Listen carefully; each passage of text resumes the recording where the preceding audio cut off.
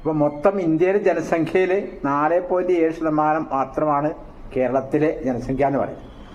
പക്ഷേ ഇന്ത്യയിലെ മൊത്തം ഉൽപ്പന്നങ്ങളുടെ 10% കൺസംഷൻ നടക്കുന്നത്, ഉപഭോഗം നടക്കുന്നത് കേരളത്തിലാണ്. അപ്പം നിങ്ങൾ ആലോചിച്ച് നോക്കുക, നമ്മുടെ മറ്റ് സംസ്ഥാനങ്ങളിൽ നിന്നൊക്കെ നമ്മുടെ കേരളത്തിലേക്ക് ഇങ്ങോട്ട് ഇറക്കുമതി ചെയ്യുകയാണ് സാധനങ്ങൾ. പലതും മായം ചേർത്തതൊക്കെ നമ്മൾ ഏറ്റവും അധികം വൃത്തിയും ശുദ്ധിയൊക്കെ ഉള്ള ആൾക്കാരാണ് കേരളീയർ.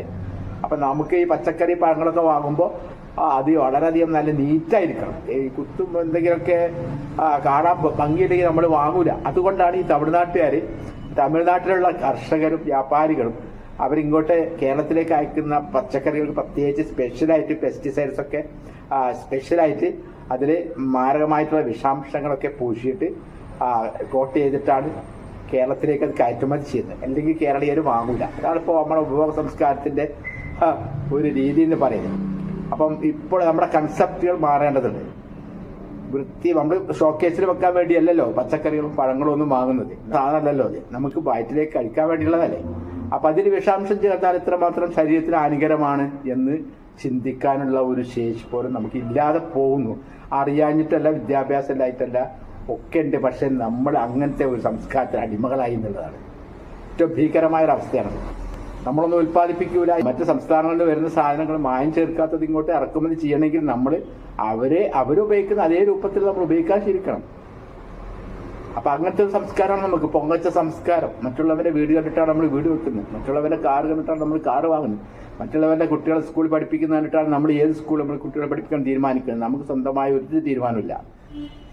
അതിനു വേണ്ടിയിട്ട് നമ്മൾ കടം വാങ്ങും, ലോൺ എടുക്കും, അങ്ങനെ അവസാനം കടക്കണിയിലാവും. വളരെ ഭീകരമായ അവസ്ഥയാണ് കേരളത്തിൻ്റെ സമ്പദ് വ്യവസ്ഥ എന്ന് പറയുന്നത്. ഓരോ കേരളീയനും ഭീമമായ കടക്കണിയിലാണ് അകപ്പെട്ടിരിക്കുന്നതിലാണ് പുതിയ ലേറ്റസ്റ്റ് സർവേ വെളിപ്പെടുത്തുന്നത്. അപ്പോൾ ഇതിനൊക്കെ കാരണം കുടുംബത്തിൻ്റെ ബഡ്ജറ്റിൻ്റെ പ്രശ്നം തന്നെയാണ്. അപ്പോൾ അത് തന്നെയാണ് അവിടെ ഉപഭോഗ സംസ്കാരമാണ് വില്ലനായി വരുന്നത്. അപ്പം വരുമാനം അനുസരിച്ച് ചെലവഴിക്കാൻ ഭാര്യയും ഭർത്താവും ഇണകൾ ഒരു ധാരണയിലെത്തിക്കൊണ്ട് മുന്നോട്ട് പോയാൽ പലവിധ സാമ്പത്തിക പ്രശ്നങ്ങൾക്കും അത് വളരെയധികം പരിഹാരമായിരിക്കും. നമ്മുടെ മനസ്സിൽ സമാധാനം കിട്ടും, സ്വസ്ഥത കിട്ടും, സന്തോഷം കിട്ടും. അപ്പോൾ ഇത്തരം ഈ പറഞ്ഞിട്ടുള്ള കാര്യങ്ങളൊക്കെ ഉൾക്കൊണ്ടുകൊണ്ട് ജീവിക്കുകയാണെങ്കിൽ നമുക്ക് എപ്പോഴും നമുക്ക് എന്നും ആനന്ദകരമായ ഒരു ദാമ്പത്യ ജീവിതം നയിക്കാൻ കഴിയും. നമുക്ക് നമ്മുടെ മാതാപിതാക്കളുടെയും ഇണകളുടെയും മക്കളുടെയും കൂടെ നമുക്ക് നല്ലൊരു ആനന്ദകരമായ സന്തോഷകരമായ ഒരു ഊഷ്മളമായ ഇണക്കമുള്ള ഒരു കുടുംബജീവിതം നമുക്ക് നയിക്കാൻ കഴിയും എന്നുള്ളതിൽ യാതൊരു സംശയവുമില്ല. അപ്പോഴാണ് കുടുംബം എന്ന വാക്ക് തന്നെ സാർത്ഥകമാകുന്നത്. കൂടുമ്പോൾ ഇമ്പമുള്ളതാണ് കുടുംബം എന്നാണല്ലോ. അപ്പോൾ അത്തരത്തിലുള്ള ഒരു സംതൃപ്തകരമായ കുടുംബജീവിതം നയിക്കാൻ ഇത്തരം കാര്യങ്ങളൊക്കെ ശ്രദ്ധിച്ച് മുന്നോട്ട് പോവുക. അതിന് സർവശക്തൻ നമ്മളെ തുണക്കട്ടെ എന്ന പ്രാർത്ഥനയോട് കൂടി ഈ വീഡിയോ ഇവിടെ അവസാനിപ്പിക്കുന്നു.